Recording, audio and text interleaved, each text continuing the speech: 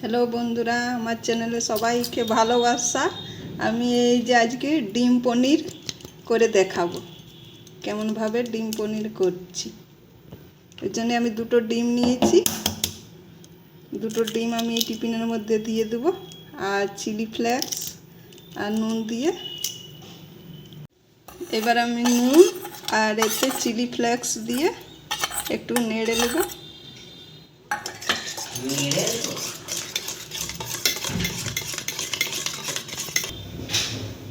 এবার আমি টিফিনটা বন্ধ করে দেব। টিফিনটা বন্ধ করে আমি এই কড়াইয়ে জল গরম হতে দিয়েছি, একটা স্ট্যান্ড দিয়ে দিয়েছি।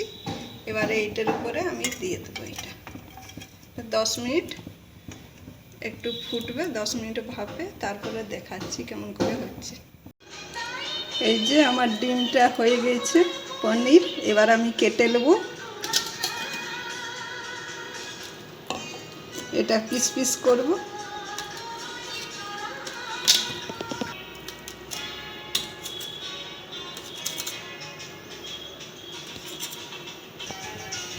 কড়াইটা গরম হয়ে গেছে। এবার আমি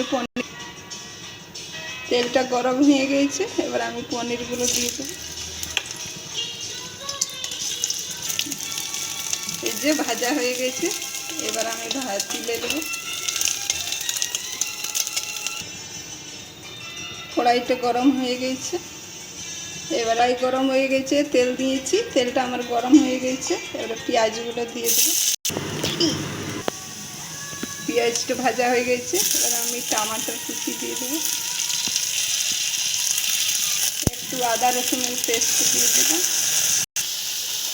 এবারে নুন দিচ্ছি আমি, একটু স্বাদ অনুসার নুন দেবো, আর একটু হলুদ গুঁড়ি।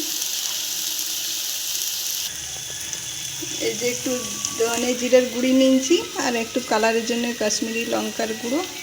এবার এইটা আমি দিয়ে দেবো। একটু টমেটো সস দিয়েছি, একটু চিনি দিয়েছি, তোমরা দিতেও পারো নাও পারো।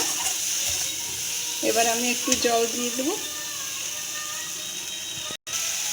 এবারে একটু আমি গ্রেভির জন্য জল দিয়ে দেবো। গ্রেভিটা ফুটছে। এবারে আমি পনিরগুলো দিয়ে দেবো।